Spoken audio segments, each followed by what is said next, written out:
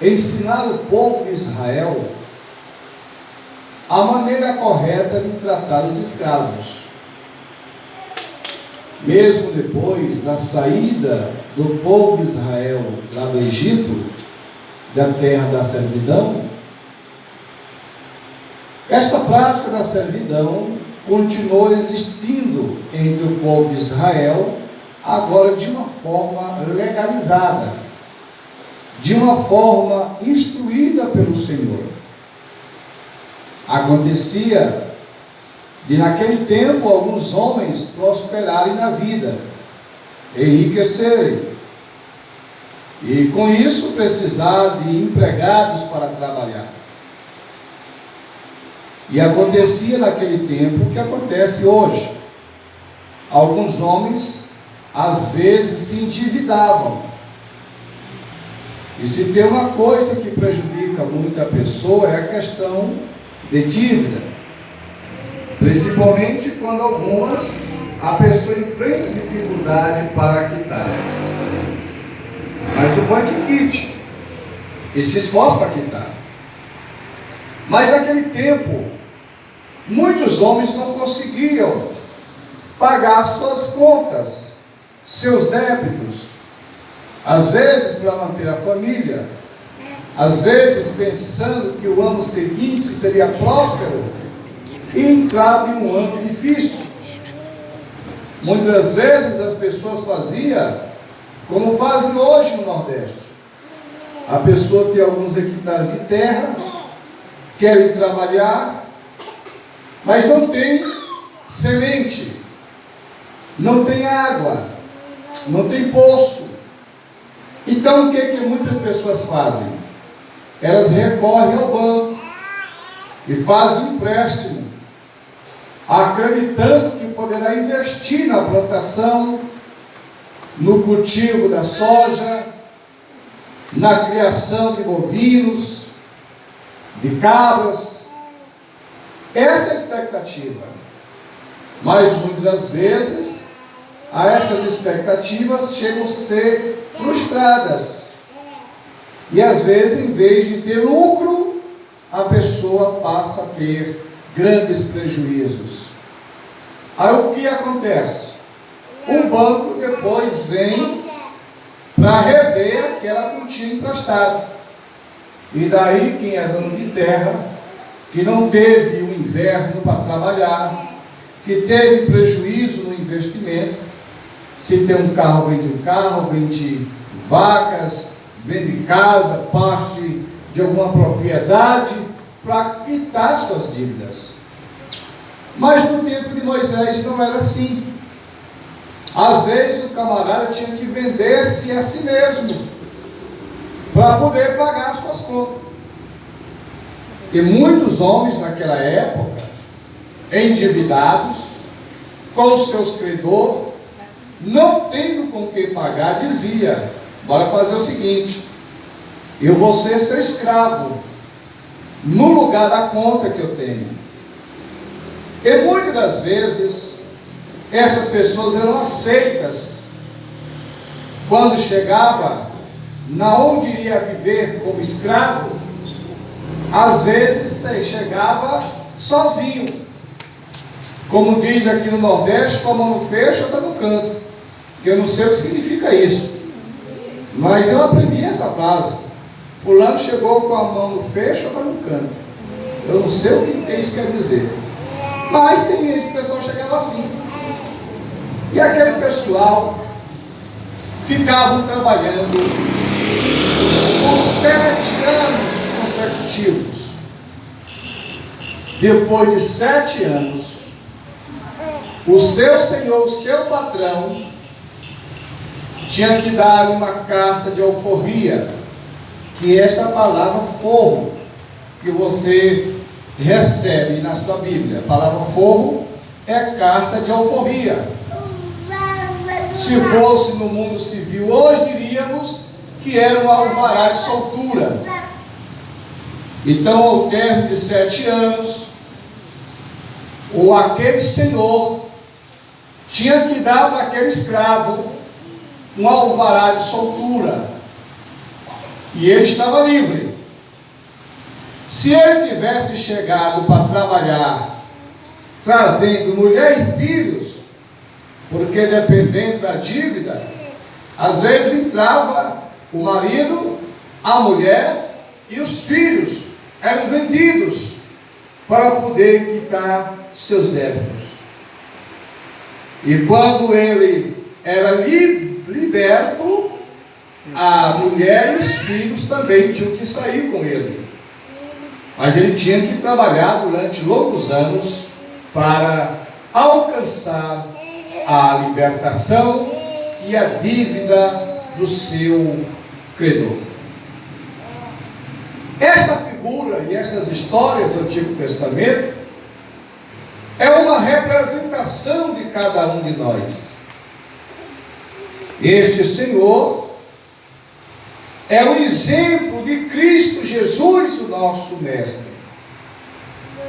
E veja que cada um de nós nos aproximamos de Cristo, carregado de dívidas que nós não tínhamos condições de pagar.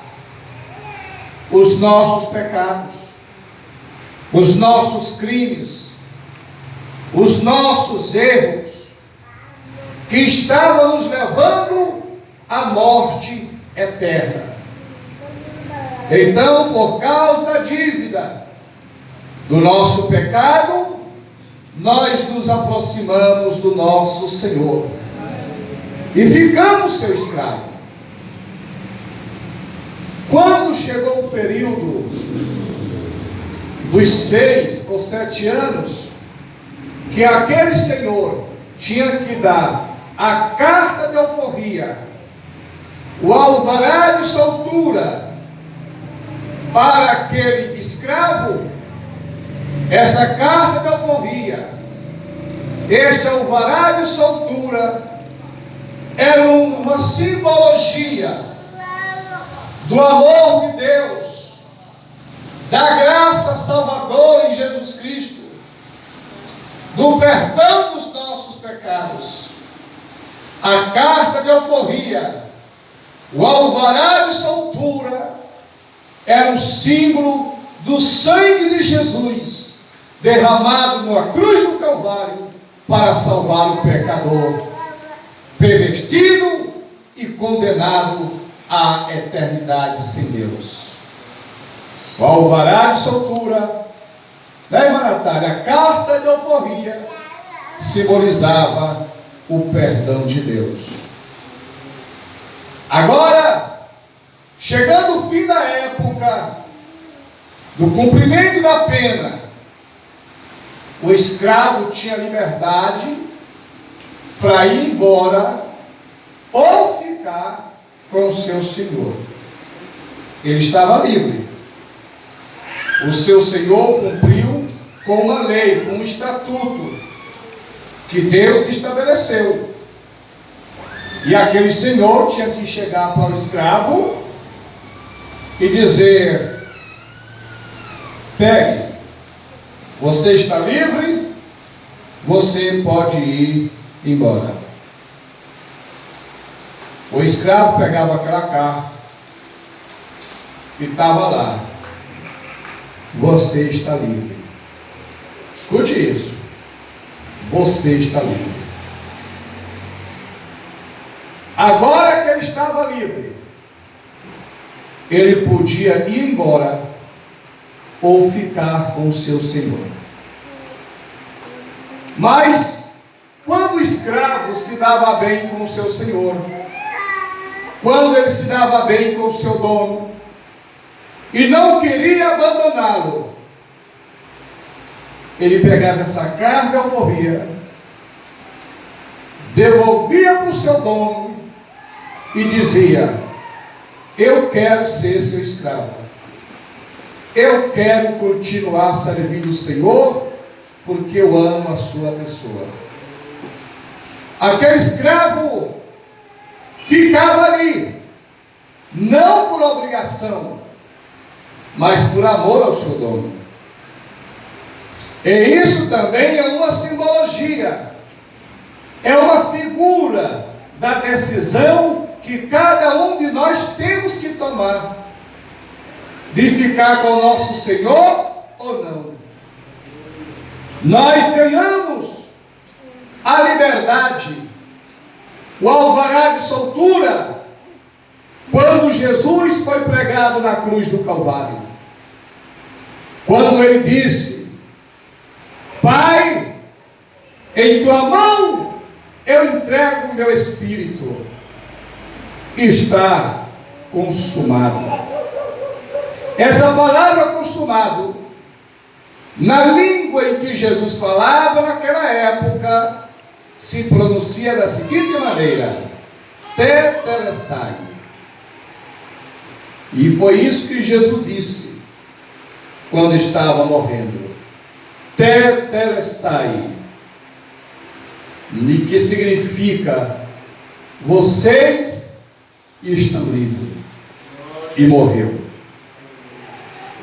A salvação foi ganha, foi adquirida pela morte de Cristo na cruz do Calvário. E esta salvação é oferecida a todas as pessoas. Mas cada um tem que tomar a decisão de querer aceitar ou não a carta de alforria. Quantas vezes a pessoa lê na Bíblia: você está livre. Livre de quê, missionário?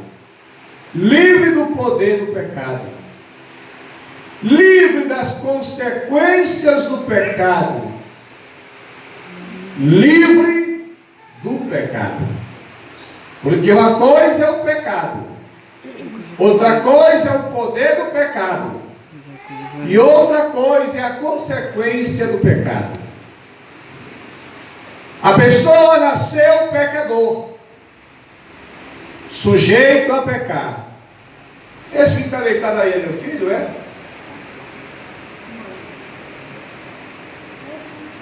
Por que tu não te senta? Nascemos pecadores debaixo do pecado, mas nascemos e já lemos na carta de alforria.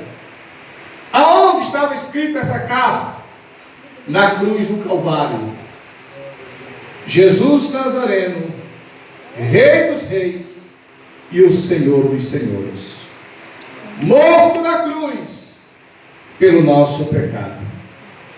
Agora cabe a mim, cabe a você, cabe ao mundo inteiro aceitar ou não ficar com este Senhor. Muitas pessoas leram: você está livre, e aproveitaram esta liberdade e se escravizaram ainda mais na prática do pecado, deixando o seu Senhor. Mas o crente leu: você está livre. E agora o crente que aceitou a Jesus, o pecador que aceitou a Jesus, o desviado que se reconciliou, ele disse: eu amo meu Senhor, eu quero ficar com o meu Senhor, eu quero servir ao meu Senhor. Essa é uma decisão que é irrevogável. Diz a Bíblia que aquele senhor pegava o escravo e levava perante os juízes. Estes juízes é uma representação dos pastores, dos missionários, dos obreiros, das obreiras, que orou pelo pecador, aceitando Jesus como Senhor de sua vida. Quando você se reconciliou, quando você aceitou a Jesus, você também foi levado perante os juízes, que testemunharam a sua decisão, a decisão de servir a Cristo para sempre. Agora a Bíblia diz que o Senhor tinha que marcar aquele servo. trazia um especialista e agora furava a orelha daquele servo. Ele botava uma marca na orelha para indicar que aquele servo teve sua chance de liberdade, mas preferiu ficar com o seu senhor. E agora aquele servo estava marcado para sempre.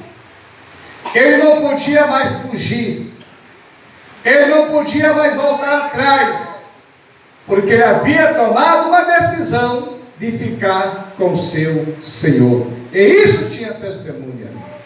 Por isso agora estavam marcados. Por isso nós também, que tomamos a decisão de servir a Jesus Cristo, também fomos marcados na orelha.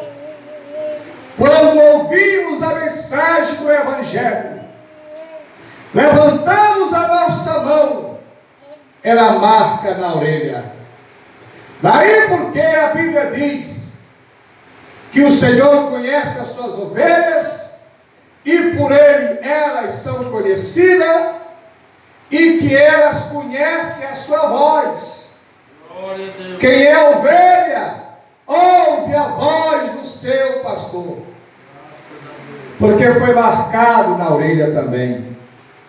Ouve as doutrinas do Evangelho, ouve a boa palavra de Deus, ouve a voz do Espírito Santo, porque também foi marcado na orelha. Glória a Jesus. Quem é os crentes que já foram marcados na orelha? Os que foram marcados na orelha se adaptam com a doutrina da palavra de Deus. Os que foram marcados na orelha ouve a voz do Senhor, se agrada das suas doutrinas, obedece a palavra, obedece as instruções, porque foi marcado também na orelha. Mas fomos marcados com outra coisa a mais. Fomos marcados com o sangue de Jesus. Porque quando o escravo era ferido na orelha, a sua orelha derramava sangue que molhava seu corpo, sua roupa. Mas ele estava molhado com sangue, porque decidiu ficar com o seu Senhor. Nós também fomos marcados com o sangue de Jesus Cristo, nosso Senhor. Quando nós aceitamos a Jesus, o seu sangue foi aspergido sobre nossa vida, lavando assim nossas vestes espirituais, lavando assim a nossa alma, pelo poder do sangue do Senhor Jesus Cristo. Por isso a igreja tem a liberdade, o poder de clamar pelo poder do sangue de Jesus Cristo, nosso Senhor. Sangue vivo, sangue carmesim, sangue puro, sangue original. Nós não fomos lavados com o sangue do homem. Nós não fomos lavados com o sangue de Ellen White. Não fomos lavados com o sangue de Joseph Smith. Nem fomos lavados com o sangue do fundador dos Testemunhos de Jeová. Nem fomos lavados com o sangue de Maomé. Não! Nós fomos lavados com o sangue de Jesus. Quando Ele derramou o seu sangue para lavar você dos seus pecados, o sangue de Jesus deixou a marca em nossa vida para sempre, para marcar que somos do Senhor Jesus. Quando nós chegarmos no céu, você pensa que Deus vai olhar para o seu tempo de crente? Vai não. Você pensa que Ele vai olhar pelo tamanho do seu dízimo? Vai não. Você pensa que Ele vai olhar para a sua formação? Para o seu diploma? Vai não. Por suas credenciais ministeriais? Vai não. Ele vai olhar para o seu coração, para saber se está derramado o sangue de Jesus.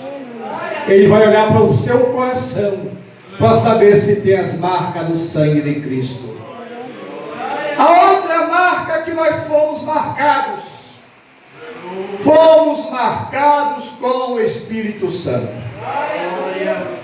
O apóstolo Paulo, escrevendo, diz: não entristeçais o Espírito de Deus, no qual fostes selados, carimbados, marcados para o dia da redenção.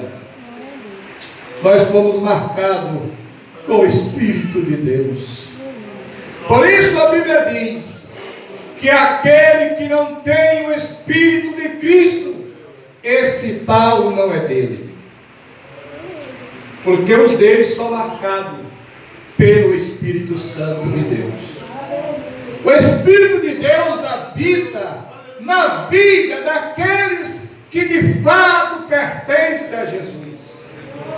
Aqueles que pertencem a Cristo são submissos às ordenanças do Espírito Santo do Senhor. Nós lembramos quando os apóstolos se reuniram para decidir a questão das doutrinas básicas para a vida dos discípulos. Ele disse: pareceu bem ao Espírito Santo e a nós. Olha aí, o Espírito Santo tomando decisões. Em Atos capítulo 13, versículo 2, diz que os crentes jejuando, disse o Espírito Santo: separem para mim Paulo e Barnabé para a obra que eu os tenho chamado. Jesus Cristo, antes de subir para os céus, disse: ficai na cidade, até que do alto sejais revestidos de poder, e recebereis sobre vós o Espírito Santo, e ser-me-eis testemunha. Os servos de Deus que pertencem ao Senhor são marcados pelo Espírito Santo de Cristo. Aleluia. Gálatas capítulo 5. Vamos ver as marcas que fomos marcados para indicar que nós somos o Senhor. Os que são de Cristo têm essas marcas. É 6, pai. 6. Gálatas capítulo 5, versículo 19. Para ficar melhor, nós iremos ler o versículo 22. Vamos ver aqui outras marcas que nós fomos marcados. Os que são do Senhor terão essas marcas aqui. Se não tiver essas marcas, não é do Senhor. Diz assim, Gálatas capítulo 5, versículo 22. Mas o fruto do Espírito é, você vai dizer um por um, tá bom? Vamos lá, a igreja. Vamos ver se nós temos essa marca. Glória a Deus.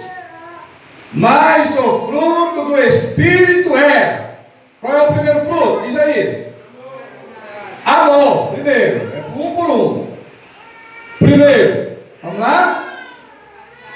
Não, vamos lá? Amor ou caridade. A primeira marca que nós também somos marcados. Marcados pelo amor.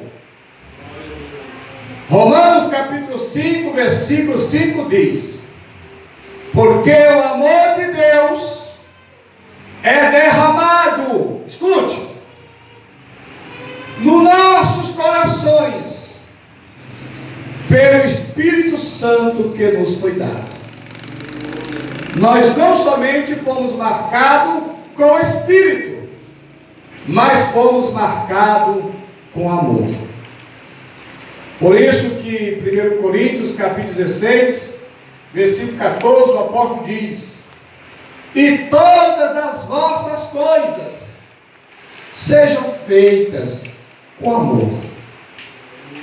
Escute, meu irmão. Escute, minha irmã. Moça, rapaz, obreiro. O que nos identifica com Cristo é o amor. Mas o amor não de palavras. Porque dizer eu te amo é muito fácil. Amor não é sentimento. Amor é atitude. As suas atitudes com o seu próximo, com o seu irmão, com a sua irmã, com a sua igreja, com o seu pastor, é que vai qualificá-lo como pertencente a Cristo. Aquilo que você faz na obra de Deus, faz para Deus, é que vai qualificar você como pertencente a Cristo. Nós não podemos servir a Deus de qualquer maneira, mas por amor. Amor a Deus, não pelo que Ele pode fazer, mas por aquilo que Ele já fez. Amar. E quando alguém ama Cristo, a primeira característica de quem ama Jesus, qual é? Qual é, meus irmãos? Igreja da Palmeira? Agora olhe para mim um pouquinho. Qual é a primeira característica de quem ama Cristo? Qual é, irmão Tenha? Hã? Obreiros. Qual é a primeira característica de quem ama Cristo? Hã? Tem que ter mudança. Primeiro tem que ter a mudança.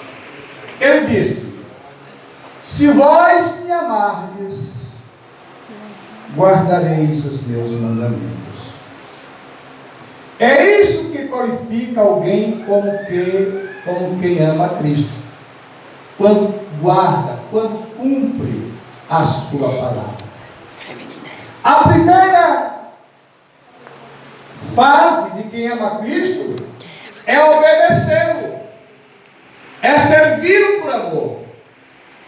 Quando eu desobedeço, quando você desobedece às doutrinas da palavra de Deus, isso vai deixar claro para ele que nós não o amamos de verdade. Porque quem ama, obedece, e obedece pelo amor. A segunda característica de quem ama Cristo é amar os seus irmãos. É amar os seus irmãos. Eu tenho que amar você com essa cara que você tem. Eu tenho que amar você. Ou com essa cara ou sem essa cara, eu tenho que amar você. Mas é com essa cara que você vai para o céu. E é com essa cara que eu vou para o céu. Então nós temos que ir com a cara um do outro. Eu não vou mais com a cara de Beltrano. Isso é coisa do diabo.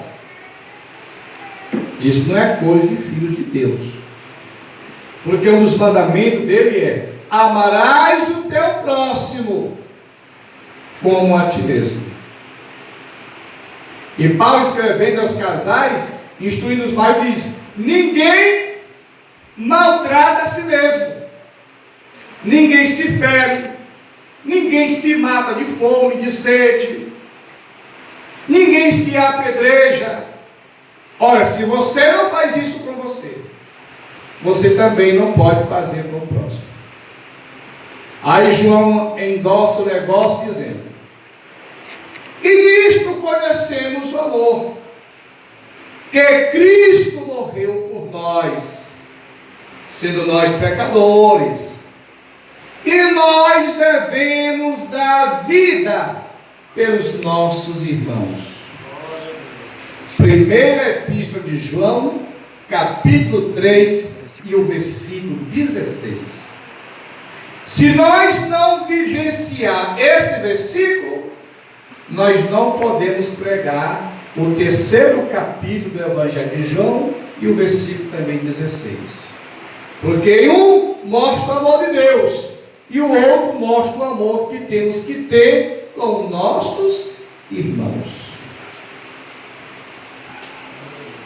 E aí, João, o apóstolo do amor, ele diz assim: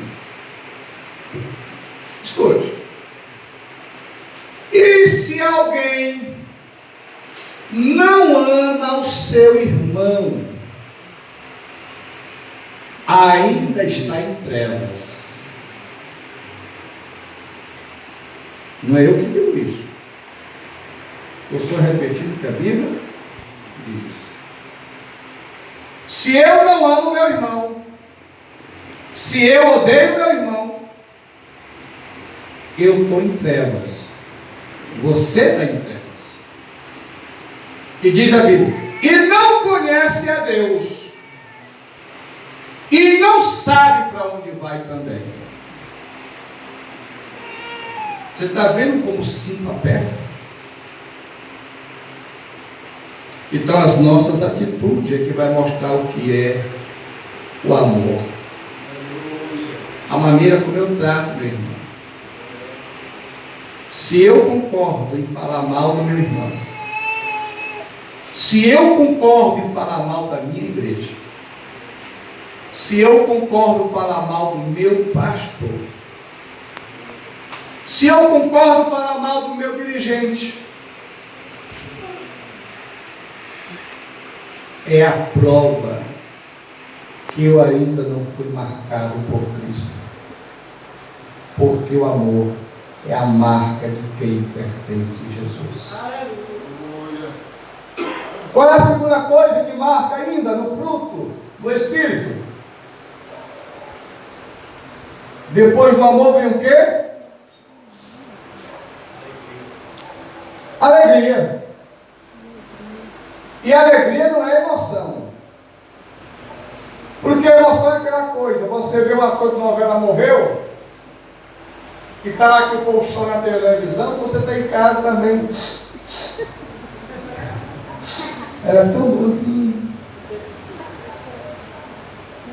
Tem gente que chega no velório alheio, quer nem saber quem é o morto, quer chorar. Quer chorar. E tem um mal, irmão, que se eu pudesse eu criava uma lei.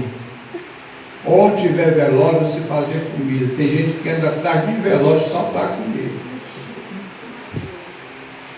Só para quebrar o gelo. Alegria. O que é alegria? A Bíblia diz em 1 Coríntios capítulo 13 que o amor, escute, não se alegra com a injustiça. O amor não se alegra com a injustiça, mas se alegra com a justiça. Se alegra com a vitória do irmão. Oh rapaz, o irmão para ele um dia desse está tão assim, mas agora ó, está lá em cima. Oh, glória a Deus. Oh rapaz, eu fiquei feliz que a irmã conseguiu o que ela tanto desejou. Oh, alegria. Alegria em cantar. Vamos ouvir a irmã, glória a Deus.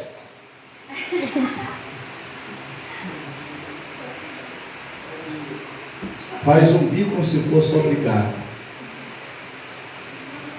Vamos ouvir a irmã, louvar a Deus. Eita, glória a Deus. Senhor, hoje eu estou me consagrando, porque eu quero cantar na igreja. Quando eu estiver louvando o Senhor, eu quero que a tua mão esteja estendida. Enquanto eu canto, Senhor, vai curando os enfermos, vai alegrando, vai avivando. A pessoa sente alegria em cantar, alegria em pregar a palavra de Deus, é limpando a igreja com alegria, é limpando o quintal, não é?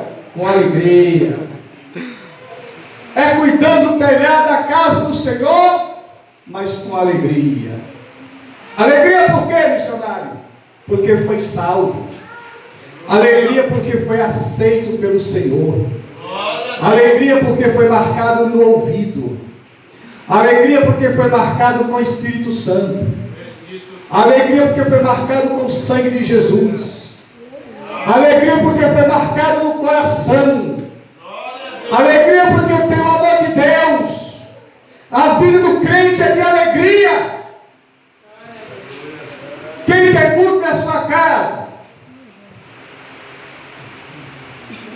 Eu quero missionário, eu quero um culto lá em casa, eu quero levar a palavra de Deus para os meus vizinhos ouvir a palavra de Deus. É com alegria. Alegria. O crente é alegre até quando morre. Conheço história, conheci pessoa que morreu e na hora da morte, minutos antes, estava falando em línguas estranhas e inclinou a cabeça falando em mistério. Porque o coração do crente é cheio de alegria. A Bíblia diz: a alegria do Senhor é a nossa força. A igreja levará e dizer: Senhor, me dá a alegria que vem do céu. Alegria verdadeira. O que é que tem depois de alegria? Hein, meus irmãos? Eu tinha até feito aqui um esboço, mas é porque não dá nem para pregar com esboço. Não dá. Josué teve me ajudando ali, mas porque não dá mesmo, né, Josué? O negócio muda. Qual é a próxima coisa? Paz. Olha a marca do crente. O crente é marcado com paz. Paz de espírito. Tem crente que é atribulado e atribula os outros. Tem crente que é desesperado e desespera os outros. Mas a igreja é marcada com a paz. Paz com Deus. Paz consigo mesmo. Paz com a igreja. Paz com todos. Como diz o Espírito Santo, segui em paz com todos e com a santificação, sem a qual ninguém verá o Senhor. A Bíblia diz: enquanto dependerdes de vós, tendes paz com todos. E a Bíblia nos manda orar pela paz. O crente tem que ter paz. Esse negócio de crente andar guerreando com o outro, esse negócio de crente andar com puxicói para lá e para cá, isso é coisa do capeta. Porque nós fomos marcados pelo Senhor com a paz. Inclusive o nosso dono é chamado de o príncipe da paz. Então não dá para entender. Crente intrigado, crente com confusão, crente puxando tapete de outro, crente armando cilada, crente orando para a infelicidade de alguém. Não, essa não é a igreja de Cristo, não. A igreja tem paz. E a igreja andava na mais perfeita paz. Depois de paz tem o quê? Depois de paz é o quê, meus irmãos? Com? O que é isso? O que é ser longânimo? O que é ser longânimo, missionário? Longânimo não é uma coisa longa não, viu? Eu vou deixar isso para vocês como dever de casa. Depois de longânimo é o quê? Fidelidade? Benignidade. Isso é bom. Isso é bondoso. Seja boa com as pessoas, irmão. Seja bom. Trate bem as pessoas. Respeite as pessoas. Respeite a ausência das pessoas. Respeite as fragilidades das pessoas, as fraquezas das pessoas. Seja bom. Use de bondade, mesmo com aqueles que te fizeram mal, mas use de bondade, porque isso Deus vê do céu, e o Senhor vai se alegrar de ti. O Senhor irá te amar cada vez mais, quando você usa com bondade, inclusive com aqueles que te fizeram o mal. Seja bondoso. E depois tem o que mais de bondade?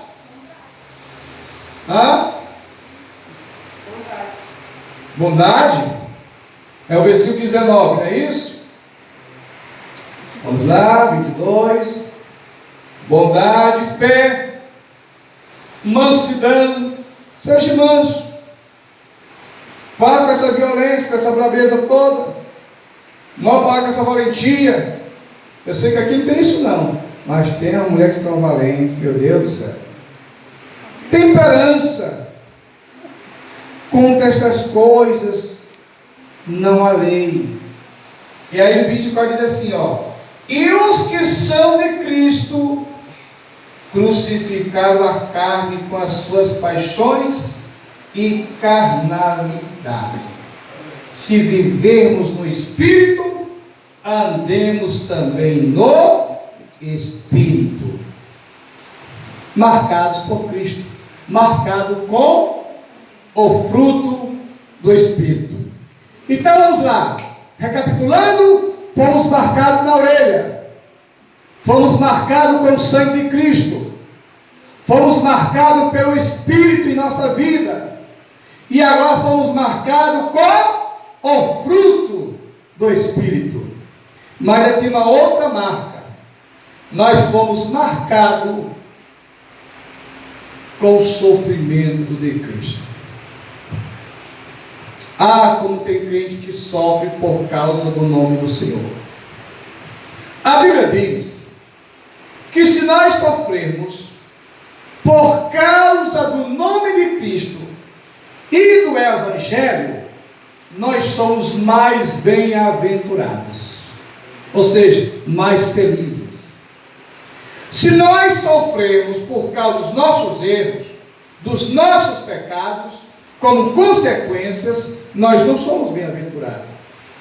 Mas se você sofre porque você é crente, você sofre porque você só serve a Deus, você é caluniado, caluniada, perseguido, perseguida, maltratado, maltratada, injuriado, injuriada, o Senhor Jesus diz: alegrai-vos e regozijai-vos, porque é grande o vosso galardão nos céus.